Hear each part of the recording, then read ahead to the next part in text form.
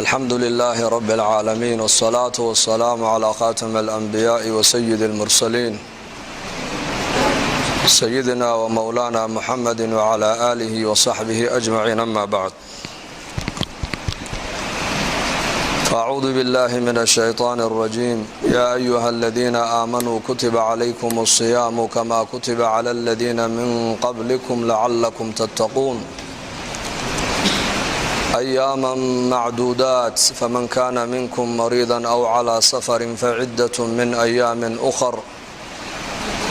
وعلى الذين يطيقونه فدية طعام مسكين فمن تطوع خيرا فهو خير له وأن تصوموا خير لكم إن كنتم تعلمون.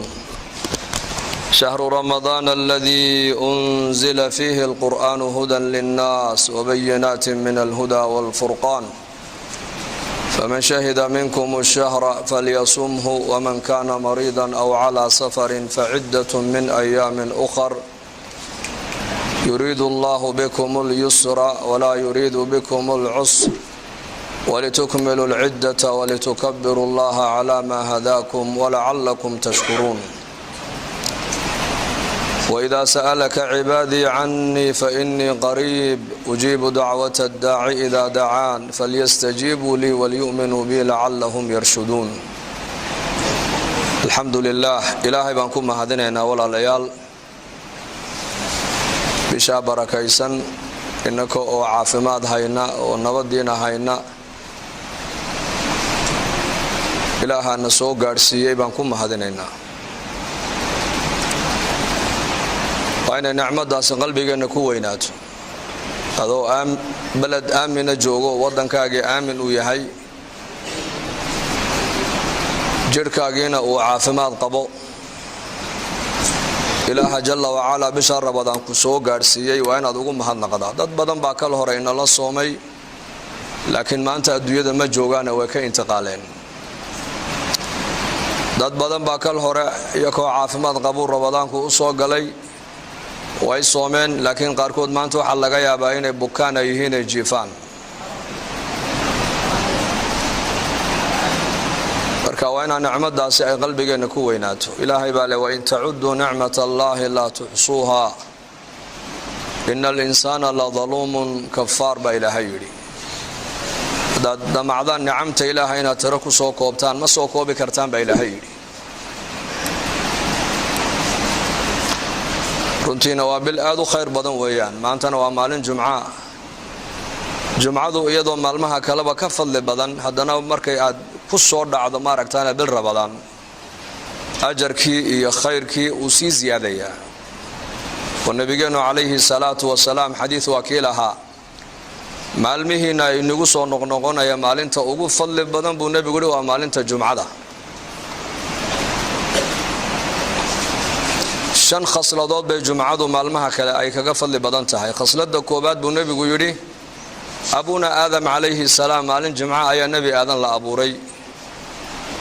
maalin jumca ayaa jannadana la geliyay. maalin jumca ayaa jannada laga soo saaray. maalinta jumcadii waxa ku jirta buu nabigu yiri saacatul ijaaba saacad ilaahay uu ducada qofka ducaysta uu aqbalo. maalinta jumcadana waxa uu nabigu yiri saacada qiyaamada ayaa dhici doonta. marka bishii Ramadaan iyo jamca waa nicam weyn weeyaan. ilaahayna nagu mahadino weeyaan. habeenkii ugu horeysay bishani ay bilanaysay waxa uu nabigeenu yiri calayhi salaatu wasalaam iclaan ayaa xagga ilaahay ka imanaya. malag baa dhawaaqayo odhanaya yaa baaqi alkhayr aqbil. warkii khayrka doonayo bishani waa bishii khayrka soo qaabil. waa bishii khayrka weeyaan. waa bishii naxariista weeyaan. waa bishii dambi dhaafka weeyaan. waa bishii naarka xoreynta weeyaan. malag baa odhanaya yaa baaqi alkhayr aqbil. kii khayrka doonayo bishani waa bishii khayrka soo qaabil oo soo jeeso oo cibaadada ilaahay soo qaabil oo salaada taraawiixda soo qaabil oo quraanka akhriskiisa soo qaabil oo kathratul khayr bishani waa bishii khayrka ajarka badan laga helayo soo jeesa buu leeyahay malagaasi soo qaabil. wa yaa baaqi sharri aqsir. kii dambiga iyo fujuurka iyo macsiyada iyo xumaanta ku dhiiranaya mar walba xagga sharka u degdegayo bishani bishii ilaahay la caasinaya dambiga la laaqanaya ma ahina ka joogso buu leeyahay ka gaabso waa bisha nabigeenu calayhi salaatu wasalaam uu yidhi haddii rabadaan uu yimaado albaabada jannada ayaa la furaa wa fi riwaayatin albaabada raxmadda ayaa la furaa malaa'ig albaabada naarahana waa la xidhaa buu nabigu yidhi calayhi salaatu wasalaam maradatu shayaatiinna waa laga xidhaa bini aadanka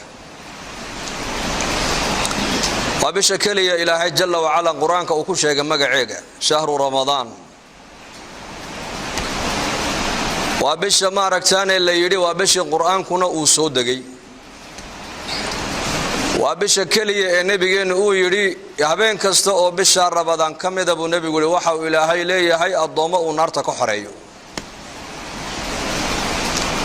waa bisha keliya ee la sheegay in albaabada jannada la furo waa bisha keliya ee la sheegay in albaabada naarahana la xidho bal tiriya fadaa'ilkayga bisha ramadaan fadligay leedahay waa bisha keliya ee nebigu uu yidhi maradatu shayaatiinna waa laga xidhaa bini aadanka waa bisha ay ku jirta habeenkii weynaa ee qur-aanka ilaahay uu sida gaarka ugu ammaanay ee uu yidhi innaa anzalnaahu fii laylati alqadr tobanka dambana allah ina gaadhsiiyey waa bil aad u barakaysan oo xurmadeeda in la siiyo ayay mudan tahay bishani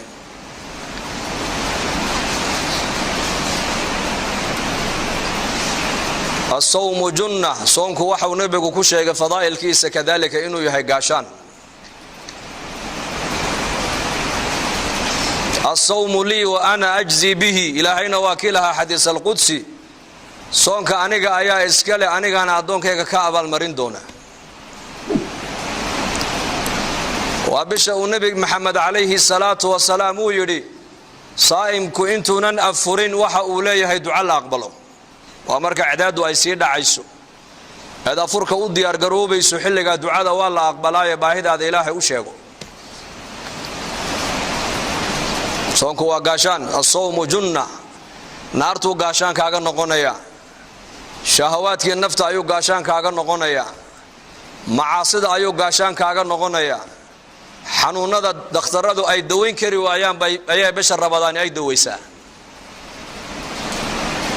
bal dhakhtarada ay waraysta oo dhahada bishee baad ugu shaqo yartihiin waxay ku odhanayaan bisha ramadaan baan ugu shaqo yarnahay nin docteera oo maalin ka hadlaya ayaa yidhi bishii caafimaadkaa timiday bishii dadku ay bogsanayeen baa timiday waayo baa lagu yidhi wuxuu yidhi bisha cid noo timaada umaba aragnay buu dadka bukaanku way yaraadaan bishii caafimaadka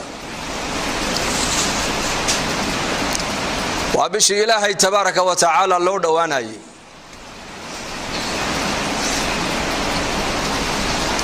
وبشي دم بدافك من صام رمضان إيمانا واحتسابا غفر له ما تقدم من ذنبه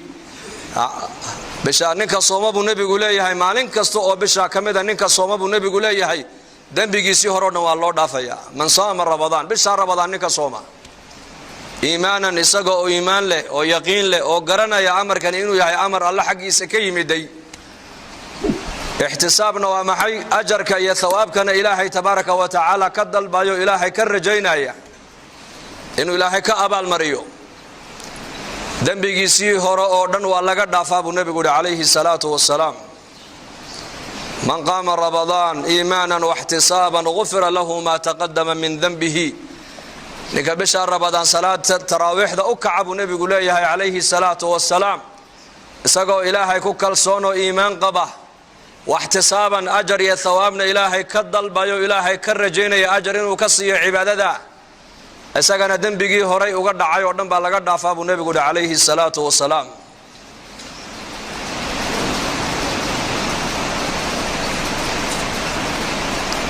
وابشا النبي يدي عليه الصلاة والسلام هدي متكين وأفرايو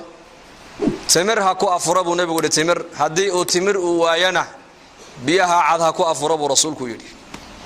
وشريعة الإسلام هو عجيب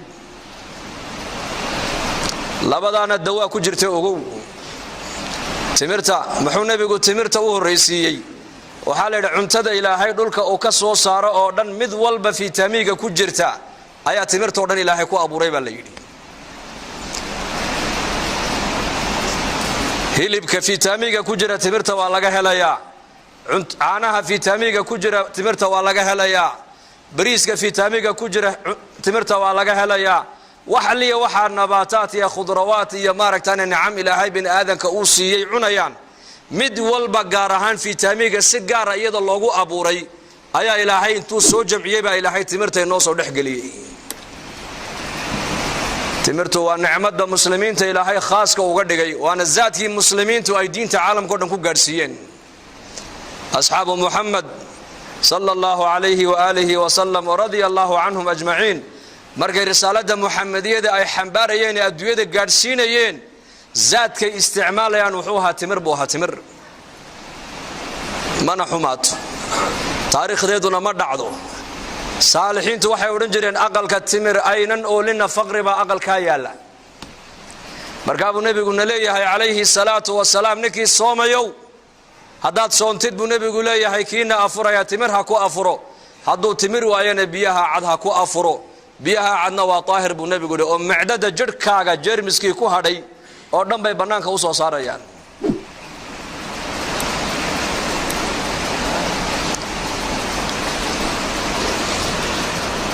bishani waa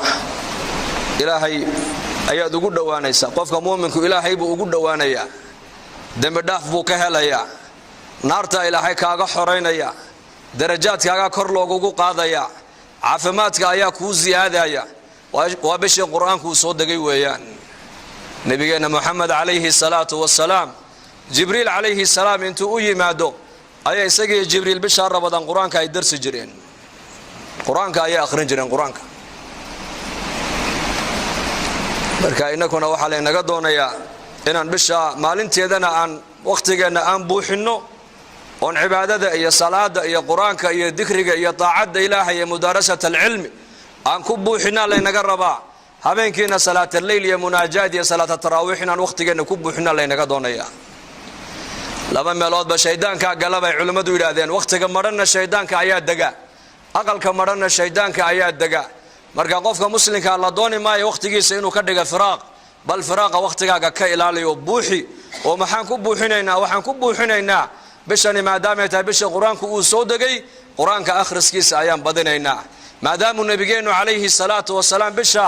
malakul jibriil intuu u yimaada qur-aanka ay wada darsi ay jireen inakuna bisha ramadaan waxaa la doonayaa qur-aanka inaan darsino ood ugu yaraan bal maalintii hal juz oo qur-aan aad akhridaa si bisha ramadaan qur-aanka mar aad u khatimtaa haddaad saddex juz maalintii aad akhridana waxaad khatimaysaa 3 jeer baad qur-aanka khatimaysaa haddaad 5 juz aad akhrida qur-aanka maaragtaane maalin kastana 6 maalmood baad qur-aanka ku khatumaysaa oo laga yaabaa bisha ramadaan inaad khatimto maaragtaane 6 jeer 7 jeer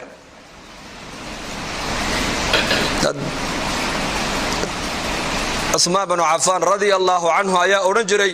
haddii quluubtiinu taahir ay noqon lahaydna qur-aanka akhriskiisa kama daasheen buu oran jiray qur-aanka akhriskiisa kama daasheen lidaalika waxa salafu saalix culimadu ay sheegaan saxaabada ma hayna dadkii ka dambeeyay xataa taabiciintii taabicu taabiciin ilaa yawmina hada dad waxa la helayaa qur-aanka maalintii mar khatimaaya qaarkoodna 2 jeer bay maalintii qur-aanka khatimaan oo la helaa imaam ash-Shafi'i rahimahullah ayaa laga sheegay inuu bisha ramadaan 60 jeer qur-aanka uu khatimay 60 jeer inaguna maanta maxaan ka sheekaynaynaa muslimiinta maanta waliba bishan ramadaan iyo maalmahan sheekada inagu badan waxa weeyaan xanuunka yar ee adduunka lagu sheegay maanta dadka oo dhan ka cabaadsiiyay ka qaylisiiyay labadii isku timaadaba xanuunka bay ka sheekaynaysaa maanta yaa layt sida xanuunka aanu hadal hayno haddaan ilaahay u hadal hayn lahayn oo qur-aanka u akhrisan lahayn oo istighfaarta u badin lahayn oo ilaahay dhikrigiisa u badin lahayn lakaana khayran khayr baan ku sugnaan lahayn man dhakarani fi nafsihi dhakartuhu fi nafsi ba ilaahay hadith al-qudsi adoonka aniga keligii xasuusta ba ilaahay leeyahay keligay baan xasuusan adoonka jamci ku dhaxasuustana jamca uu ku dhaxasuustay jamca ka khayr badan ma ku dhaxasuusan ba ilaahay hadith al-qudsi نتذاكر intaad wax kale hadal haysid makhluuq intaad hadal haysid waxaad inaad hadal haysa kula qumman oo ku fiican inaad ilaahay la munaajootid saalixiinta waxay ahaayeen markay dadka la hadlayaana way dhibsanayeen markay keligood meel ay fadhiistaanna waxay dareemayeen inay wehel ay haystaan waayo keligood markay fadhiyaan waxay la munaajoonayaan waa ilaahay quraankiisa akhrisanayaan quraanku waa kalaamka ilaahay waa mawcidada ilaahay oo caalamka u jeediyay haddaad doonto adigu inaad ilaahay aad la hadashidna baa la yidhi salaada tukog oo qofka tukanaya ilaahay buu la munaajoonayaa haddaad doonto ilaahay inuu adiga kula hadlana quraankiisa kala furo quraanka ilaahay akhriso saxaabada radiyallahu anhum iska daa masaajidka dhexdeedee meelaha majaalista ay leeyihiin markay fadhiyaan waxay maaragtaan ay dhageysanayeen mar walba inay ilaahay isxasuusiyaan oo aakhirada isxasuusiyaan oo saacada qiyaamada isxasuusiyaan fi sunan waxa nabigeenu sheegay wuxuu sheegay imaam muslim rahimahullah rasuulkeena calayhi salaatu wassalaam ayaa saxaabadiisa qaar kamid oo meel fadhiya ayuu nabigu u yimiday markaa buu nabigu ku yiri maxaad hadal haysan bali sheega markaasay yiraahdeen saacada qiyaamada ayaan hadal haynaa waa zamankii wa kuniya 400 oo sano ka hor intay saxaabadu meel ay fadhiistaan bay ka sheekaynayeen saacada qiyaamada soo socota goormay dhici doontaa annaka uga xaq leh inaan maanta hadal hayna saacada qiyaamada markaa buu nabigu ku yiri innaha lan taquma saa'atu hatta taraw qablaha 10 ayat saacada qiyaamadu ma dhacaysa buu nabigu imani mayso ilaa ka hor aad aragtaan 10 calaamadood buu nabigu calayhi salaatu wassalaam 10 ka calaamadood waa calaamatul kubra ayaa la yiraahdaa laakiin waxa jira ashraad as-saa'a wax la yiraahdo calaamaatu sughra iyo kuwa la arkay maanta hadii la tiriyana maanta magaalo walba waa laga helayaa calaamaatu sughra laakiin nabigu saxaabada xadiiska wuxuu ugu sheegay saacada qiyaamadu inaynan dhici doonin ilaa aad aragtaan ama adduunyada dusheeda lagu arko 10 calaamadood buu nabigu inuu yiri calayhi salaatu wassalaam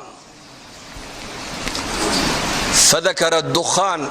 والدجال ودابة ونزول عيسى ابن مريم وطلوع الشمس من مغربها وخروج ياجوج وماجوج وثلاثة خسوف خسف في المشرق وخسف في المغرب وخسف في جزيرة العرب وآخر ذلك النار تخرج من قعر عظم تحشر الناس إلى محشرهم بنبي يري عليه الصلاة والسلام وحو رسول كأنه يري ساعة قيامة ما دعي دونتو إلى الله أركض 10 علامات مركب النبي شيء قيق سمد كيمن يبو نبي شيء كما في نص القرآن فارتقب يوم تأتي السماء بدخان مبين يغشى الناس هذا عذاب أليم وحو نبي شيء قيق سمد كيمن يبو نبي شيء وحكلو نبي شيء دجال بو نبي شيء عليه الصلاة والسلام وأدوية بقعد كما تالو إلا دجال أمريا dadkana wuxuu ka dhaadhicinayaa inuu yahay rabbigii isagu dadka abuuray inuu yahay buu ka dhaadhicinayaa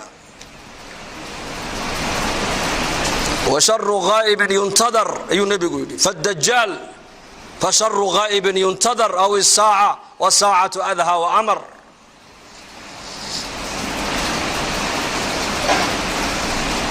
dajjal buu nabigu sheegay inuu imanaya aakhir zamaanka maanta zamankan maanta ka warrama صحابة رسولك رضوان الله عليهم أجمعين أحاديث الدجال كصابسا مرقو نبيقو أقوى الرمايو وحي إلادين وحان مودي جرني سيدا وهذا النبيقو قلوب تادا أساميني درتنا قدام بيسينو الدجال كجرانو ملينين أسعبتو إلادين وأكوني أفر بغلو سنة كهر ويان وحاس ونبيقو كوى الرمايو إنك أنا ما أنت زمك أنا كوى الرما كورونا فيروس ما مات عالم كنا وريريو لهذا الحياة حنون أمر إلهي كالصعدة وجند من جنود الله وقفك إلهي وقلت لك لما أنا قفك الآن كل عين أي عالم كودا لابد يسكت ما دمانت هكذا كيسان إيسا صحابتنا كوني أفر بغولو سنة كهر وحي كشا كيسان دجال إنو صو صعدو مركو النبي قد دجال وغشا كينا ينبيد هذين وحنون ملينيني يقين تخبر كالنبي قاي أقبان درتنا قدام بيس الدجال إنه كجرانو ملينين أصحابته إلادين دجال بنبي وشاقينو أدون كردان مرايو جنة النار وحويك بوتا وعو نبي قوليه عليه الصلاة والسلام قفل يقفك السقر الرمية الراعنا وحا جنة وطا أيو كتوريا dad alliya dadkii isaga inkira yidhaahda rabbi ma tihide kaafir dajaal ayaa tahayna naartuu ku tuuraya markaa buu nebigu leeyahay calayhi salaatu wasalaam 10 aayadood ee suuratul kahf ninka akhrista maalintii ilaahay fitnada dajaal waa ka badbaadiyaa buu rasuulku yidhi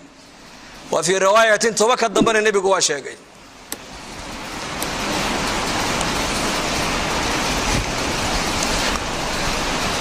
waxaa kaloo nabigeenu sheegay calayhi salaatu wasalaam dajaal inuu adduunkoo dhan uu saameyn oo uu galayaa makiya madiina ma galaya buu rasuulku yidhi wa fii riwaayatin xadiistu waxay sheegaysaa 4 meelood dajaal ma galaayo jabalu tuur buurtii nebi muuse calayhi salaam loogu waxyooday ee ilaahay nebi muuse uu kula munaajooday ma galaya dajaal makana ma galaayo madiinana ma galaayo qudusna ma galaayo buu rasuulku yidhi masjid al-aqsana dajaal ma galaayo laakiin shiriiriin dadka sharka badan leh munaafiqiinta ee makiya madiina dhexdeeda ku dhuumanaya ku nool ayaga dajaal banaanka ugu baxaya buu rasuulku yidhi calaamada saddexaad buu nebigu yidhi waa daabad dhulka ka soo baxaysa buurta safa la yidhaha inna safa wal marwa sakhradaa bay ka soo baxaysaa iyaduna adduunyadoo dhan bay maraysaa qof kastoo adduunyada ku yaallabay yuu nebigu yidhi waa ishaabadayn waxa qof walba uu yahayna way ku qormi doontaa buu rasuulku yidhi muuminka muumin bay ku shaabadayn kaafirkana kaafir bay ku shaabadayn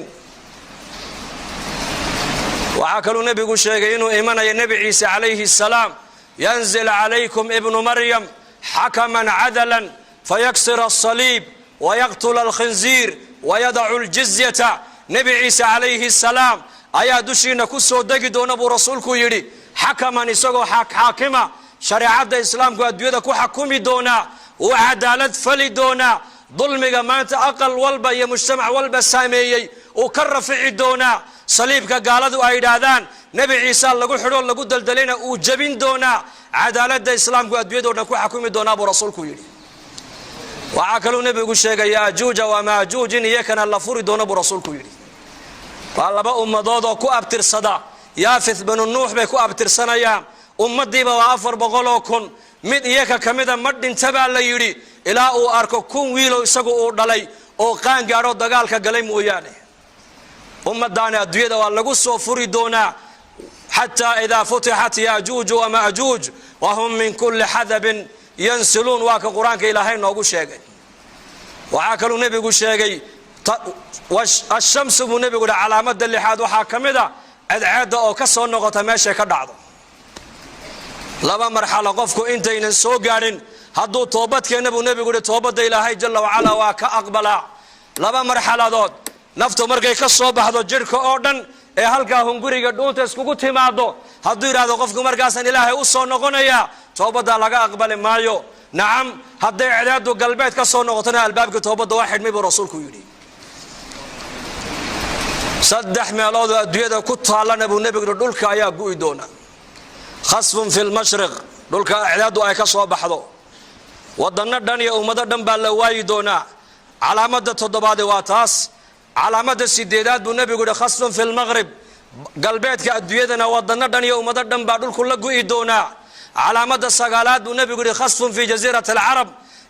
alcarab dhexdeedana dhul iyo ummado dhan baa la waayi doonaa calaamada 10aad buu nebigu yidhi walaalayaal waa naar ka soo baxaysa cadan magaalada cadan gunteeday ka soo bixi doontaa banka qiyaamada dadka ku soo ururin doontaa buu rasuulku yidhi 10 calaamadood baa ka soo horeeyay buu nebigu yidhi saacadda qiyaamada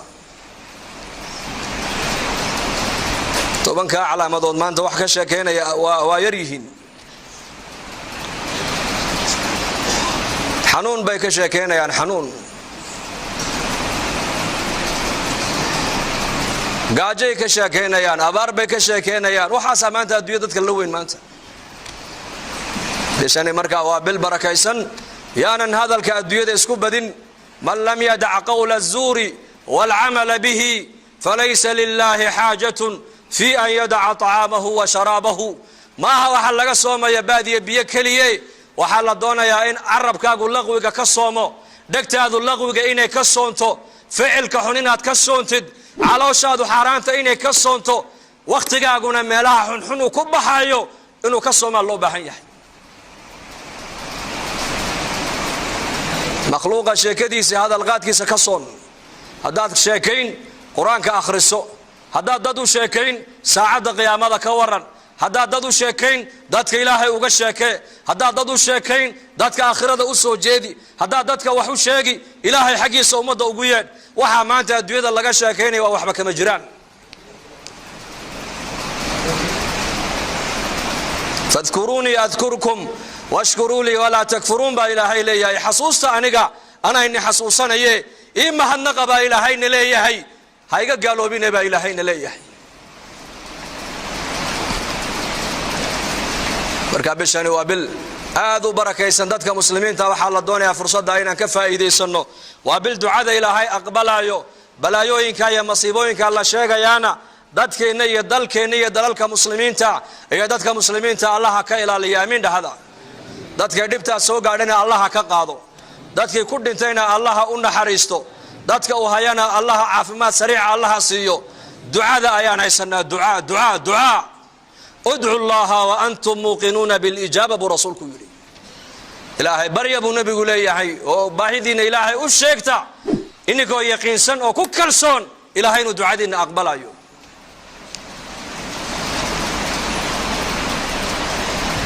استقبلوا بأمواج البلاء بالدعاء وحسنوا أموالكم بالزكاة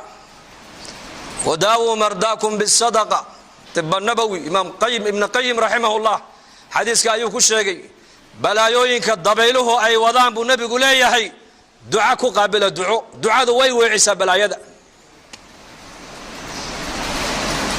حوله إننا وحدكو إلى الإسلام بو نبي قليهي الزكاة هذا زكاة ديبتدو ضدك مستحقين الله قلت لك لي هاد حولها هاد كسيسد حولها إلهي كاضيع مايو إلهي باكو إلى لين كينا نقبو كودنا ابو نبي يقول لي هاي صدقه كدويه حوليه hay-adda caafimaadka adduunkuna waxay dadka ka dhaadhicisay xanuun aan dawo loo hayn ba adduunka soo galay nabi maxamedna waxa uu leeyahay kiinay niga bukooda sadaqada ku daweeya warkayna galay markaa warkayna galay maanta hay-adda caafimaadka adduunku waxayna tidhi xanuun aan dawo loo hayn baa jira kala dheeraada nabi maxamed waxa uu leeyahay xabatu sawda dawaa'un min kulli daa xabasuuda buu nabigu yidhi xanuun kastoo adduunyada ka jira ayadaa u dawaa buu nabigu leeyahay ilaa geerida mooyaane cilmiga gaaladu ay ku hadlayaan waa cilmi tajaarub waa cilmiga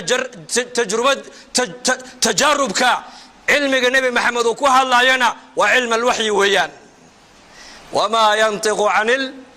hawa in huwa ilaa wahyun yuuxa